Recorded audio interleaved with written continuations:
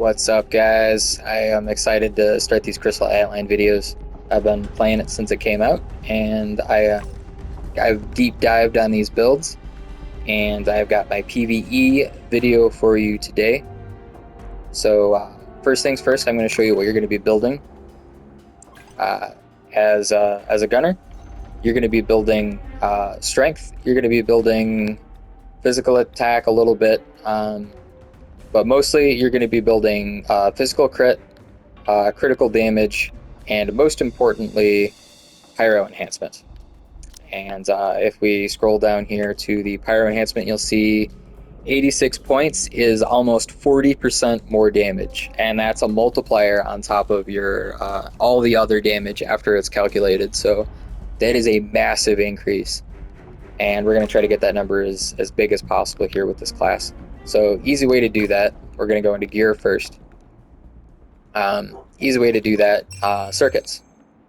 Every single circuit you want to try to get pyro enhance on, and it's going to look like little numbers. It's going to be like 1.7, a lot of 1 points somethings. You're going to get, if you get really lucky, you'll get a little bit higher. That one I need to replace. But I don't think you can roll pyro enhance on a main pyro enhance attribute anyway. There's another one. They all got pyro enhance. If you're lucky, you'll get 2 or higher on your substats. So pyro enhance is your main priority. Then you want physical. It has to be P crit. M crit does nothing for you. It has to be P crit and then critical damage. And then other small substats. I mean, you could do attack speed a little bit. It doesn't really help you that much. Cooldown rate is fine, although not really necessary for this class because a lot of your stuff's on pretty low cooldowns. Strength and agility and physique. Spirits, okay, I believe. I think that's M defense, but for your pieces, I recommend the Scorch set. I've had really bad luck getting Scorch pieces. Like, I've literally gotten 1 on all 5 of my characters. I've gotten a single Scorch piece, so bad luck. But it's got decent effects. Eventually, you're gonna want to get to your Hex chest set, but that's a long time to build. So try to get this early. If you're building offset pieces to get your null up, I recommend Starbreaker pieces, because Starbreaker pieces have pyro enhance on them. They have other stuff you're going to use. They're going to have cooldown rate, they're going to have skill damage, they're going to have physical damage, and other physical stats on there. So Starbreaker pieces make good offset pieces. For your accessory set, I highly recommend till end game getting the Passionate set. It's got all attribute enhance on it, which is important for late. It's more important than pyro. I'll get to that in a minute. But every point of all attribute enhance gives you extra, not only pyro, but also electro for your electro skills as well. And then also more all attribute enhance when you get the 3-set bonus. So that's good. For your weapon, you're gonna start with, you're gonna craft this for basically free right away. Then you're gonna save up your 3 mil, get your Mirage Gold. Then you need to save up 600 for your Starflame cannon. But as soon as you possibly can, get your Sundown cannon. I think there's one guy on our server that has it, and his DPS is like triple anybody else's because this gun is absurd. It's attribute enhanced based on the highest value, which is of course pyro, and it's of course got physical crit, and again you see it's got that all attribute enhance. Now pay attention to the all attribute resistance too, because the necklace I just showed you and those accessory pieces also have all attribute resistance, because when you build it up, 60 pieces shouldn't take that long to get 60 chest pieces, but the 300 will. But eventually when you build this up, you get this other ability where every point of attribute res additionally increases attribute enhance. So the numbers get absolutely absurd for the amount of pyro bonus you can get, like insane.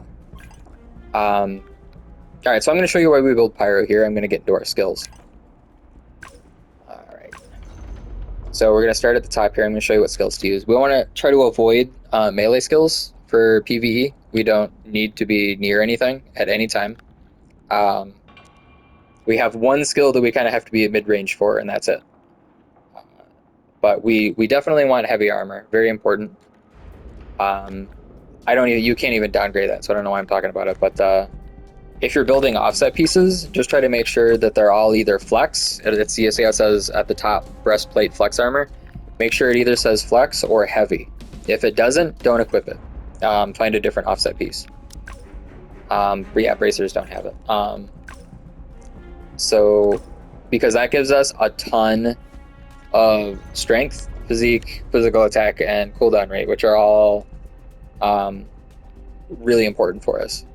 As gunners, we're really squishy, so we need the physique to help us not get one-tapped. Flame Burst is kind of a throwaway skill. You'll notice I only have it at level 3. But it's still very important that we take our boost for it, because our Scorch damage is really high from the starter pet that you get. Level that starter pet up. It massively increases the damage on our Scorch, which pretty much everything we do does. Take this because 5% crit rate is amazing. We do not want charged basic attack. We're not even going to have basic attacks available with the skills that we're using, so this would be useless anyway. Ion Cannon is one of our best shield breakers.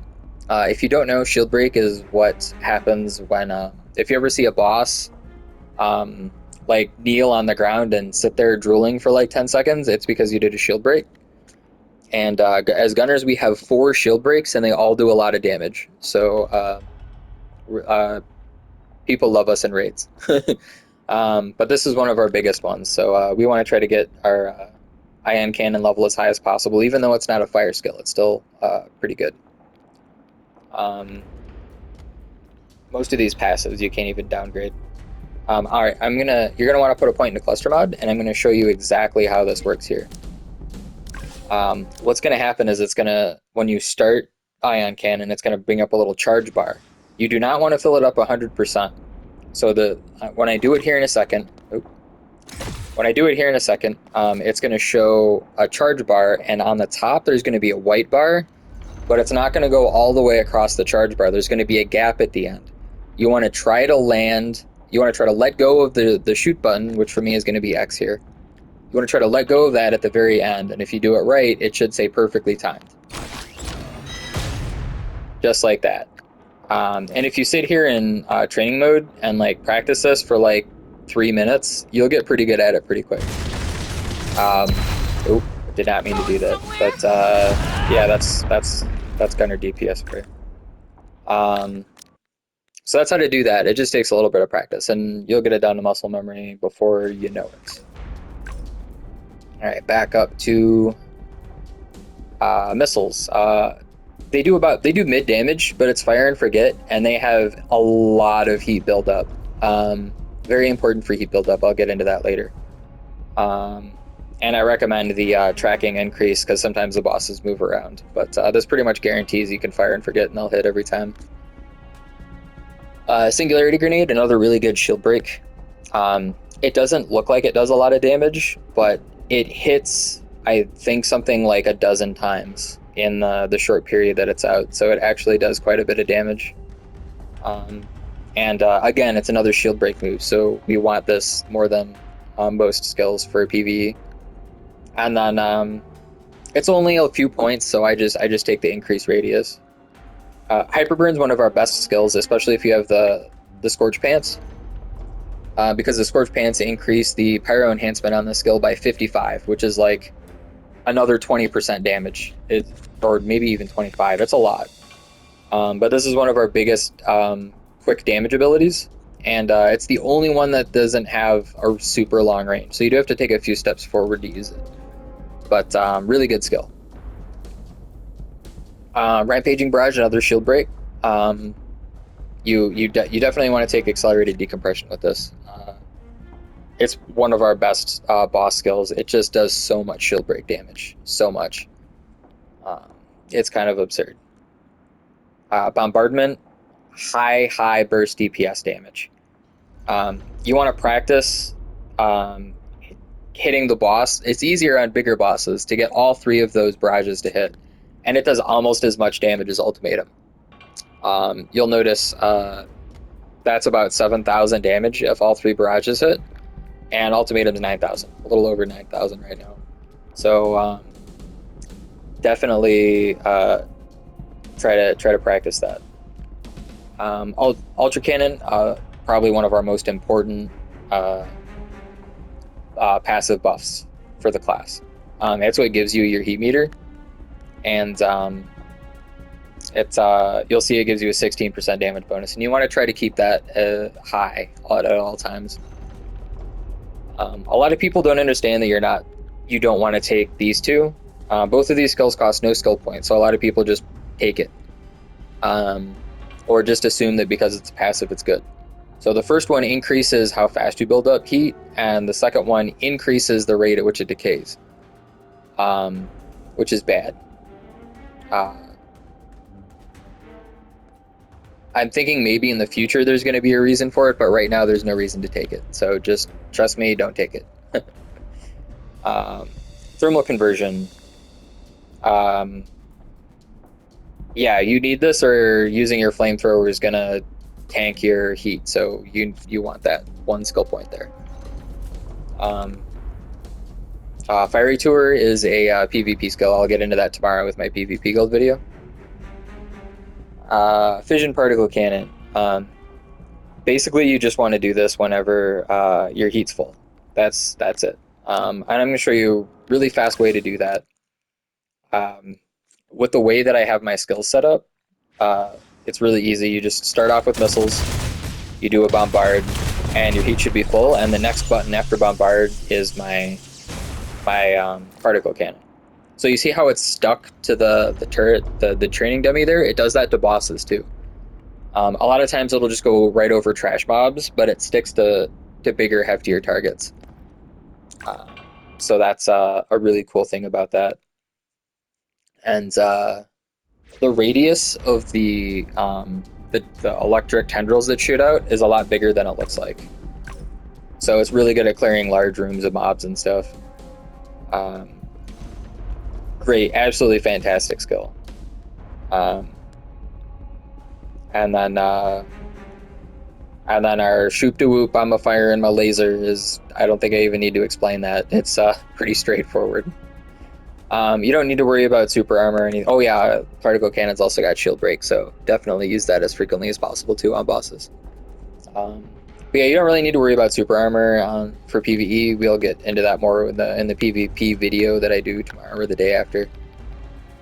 And that's pretty much it. I do plan on doing a Scythe Guard support build / healing build either late this week or next week, or over the weekend. And let me know what you guys want to see.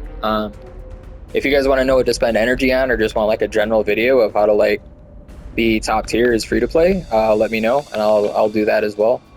But that's how I do a lot of my videos. Like when I play a game and I enjoy it, if people ask for things, I deliver. So as always, like and subscribe and all that jazz, and I will catch you guys later.